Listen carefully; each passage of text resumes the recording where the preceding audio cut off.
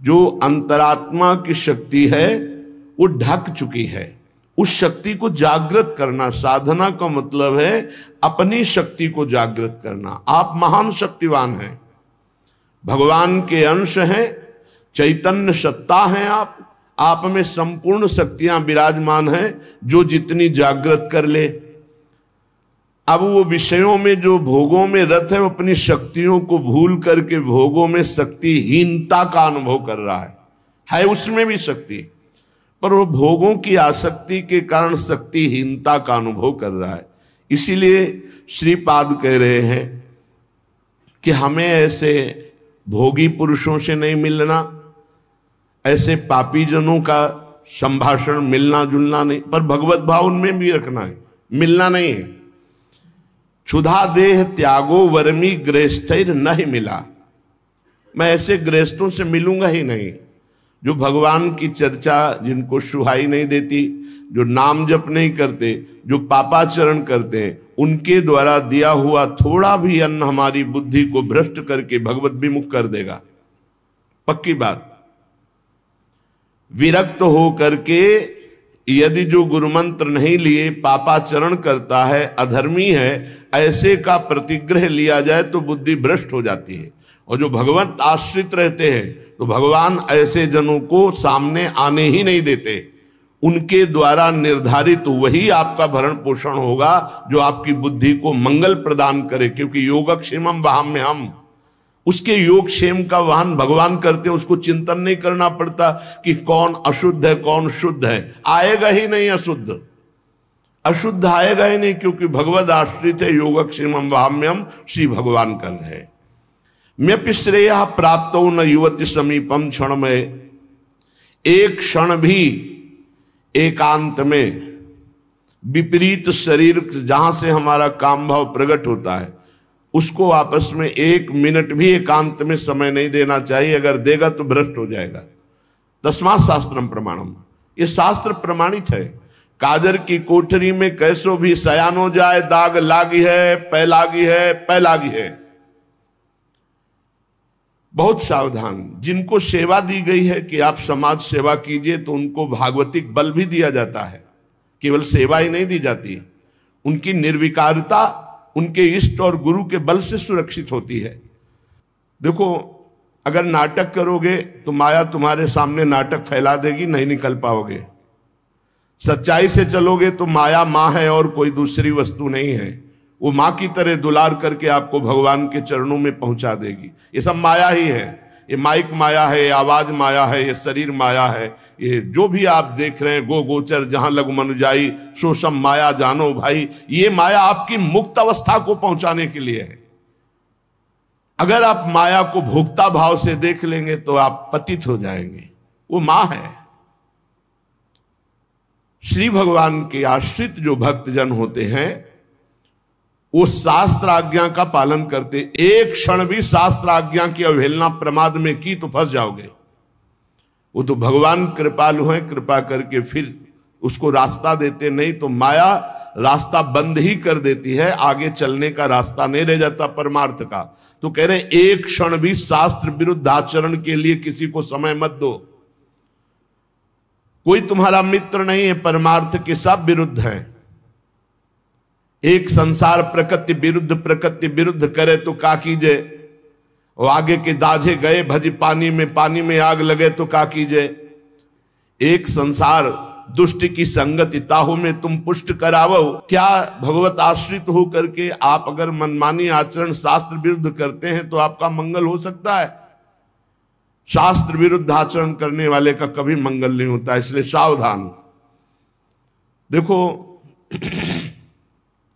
श्रीधाम वृंदावन वास करने वालों को हमने कई बार सत्संग में प्रणाम किया है कि आप रिक्शा चलाते हैं, आप छोटी मोटी दुकान रखते हैं, आप पोछा लगाते हैं यहाँ ब्रजवासियों के घरों में, और आप किसी भी तरह अपने जीवन, तो हम आपको प्रणाम करते हैं।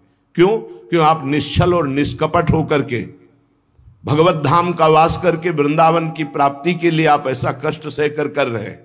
लेकिन इसमें छल कपट नहीं, इसमें तिलक कंठी और वेश का दुरुपयोग नहीं। इष्ट और गुरु को गाली पड़ेगी, तुम्हारे सब पुण्य नष्ट हो जाएंगे। सात्विक वेशभूषा का हमने आदेश किया है कि आप अपने घर में पैंट शर्ट पहन सकते हैं। सात्विक वेशभूषा का आप सम्मान करें। आपके द्वारा कोई वार्ता, कोई चेष्टा, कोई ऐसी करनी हो जाए तो आपके इष्ट और गुरु को गाली मिलेगी। आप इस पर सावधान रहें। आपके इष्ट और गुरु आपका हित कर रहे हैं, आपका हित नहीं। वनवास कर रहे हो, आप वनवासी वेशभूषा में रह सकते हैं। आप वनवास वृंदावन में आप सेवा कर रहे हैं, आप कर सकते हैं। आपके गले में पड़ी होगी गुरु की लॉकेट, आपके मस्तक पर श्री जी का चरण चिन्ह, आप कंठी धारण किए हुए हैं, तो आपको शांत, सौम्य, गंभीर, प्रिय बर्ताव करना है।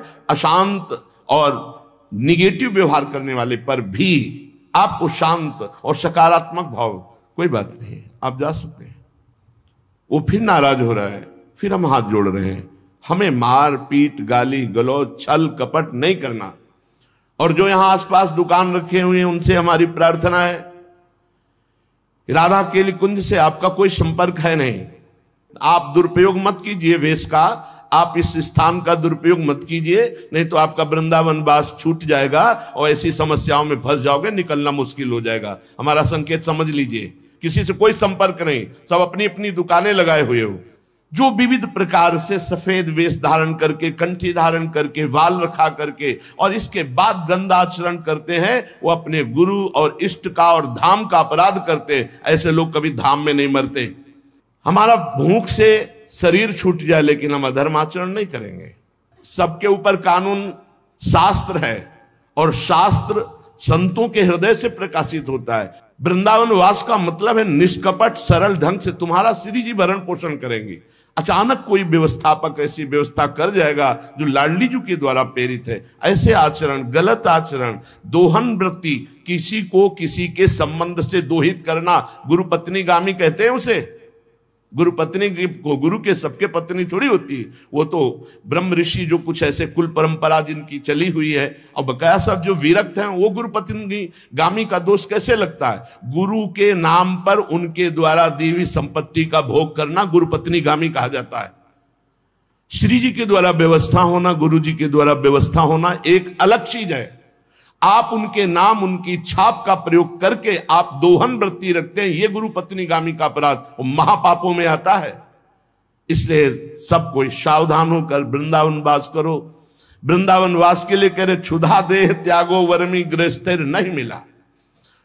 आपने माना कि 5 ग्रंथ बेचे, 5 कंठी बेची, 5 माला बेची, आपको 100 रुपया मिला, तो आप आधा किलो भोजन पाएंगे ना, जो सब्जी दाल 100 रुपये में आपको बहुत बढ़िया आनंद मिलेगा। और आप ये जो हजारों रुपए, तो आपकी विलासिता, भोग बुद्धि बढ़ेगी और पापाचरण बढ़ेगा, धाम से निकाल दिए जाओगे। कहीं ना कहीं ऐसा भयानक रोग होगा, भागोगे यहां से, अशांति पैदा हो जाएगी। बहुत सावधानी की जरूरत है। आप अगर अपनी ये सावधानी नहीं रखेंगे तो ये धीरे धीरे बुद्धि को भ्रष्ट करती चली जाएगी। ऐसी व्यवस्था से रहो, ऐसा कार्य करो जिससे कम से कम निष्कपटता, सरलता, सच्चाई तुम्हारे जीवन में बनी रहे, छल कपट ना रहे।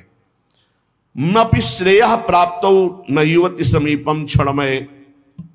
ये मौत की भी मौत है बाबागिरी। काम, क्रोध, लोभ, मोह, मद, मत्सर, इन सब को मार दिया जिसने, और मौत की मौत, मृत्यु का भी भय जिसके अंदर से खत्म हो गया, उसे कहते हैं फकीर। फिकर फार फकनी करे ताको नाम फकीर। फकीर का मतलब खिलवाड़ समझ लिया क्या? अगर हिम्मत है तो अपने घर से अनुमति लेकर के पूर्ण मर्यादा के अनुसार, और जीवन भर न रुपया के सहारे, एकमात्र भगवान का सहारा। बहुत सावधानी से धामवास करो। ऐसा मत प्रयोग करो, दोहन वृत्ति मत रखो। गुरु के नाम की, गुरु के प्रभाव की दोहन वृत्ति तुम्हारा पतन करा देगी। ये गुरु पत्नी गामी का कलंक उसको लगता है। बहुत सावधान। गुरु के वटिया से मिले रहना, न कुछ लेना न देना, मगन रहना। अब हम आश्रित है तो भरण पोषण गुरु के द्वारा हो रहा है, वो बात अलग है। दोहन वृत्ति नहीं। ना शास्त्र गुरु कोटि भीर न खलु लोक निंदा सतैर, महानर दृष्टि भीर नहीं विपत्ति सौखेर नहीं। करोड़ों करोड़ों बार शास्त्र समझा रहे, गुरु समझा रहे, तुम्हारे समझने की शक्ति नष्ट हो चुकी है। देखो, शक्ति मां है। जैसे हम बार बार कहते हैं, माताओं बहनों में जननी भाव, पूज्य भाव, क्योंकि उससे आपके अंदर शक्ति बढ़ेगी। और जब आप इन शक्ति को शक्ति स्वरूपा जननी स्वरूपा देवियों के प्रति काम भाव रखोगे तो आपकी शक्ति नष्ट हो जाएगी। बिना शक्ति के कुछ नहीं है संसार में। भगवान की अलौकिक शक्ति है जो सब में व्याप्त है, उसके बिना सब सौ के तुल्य हैं।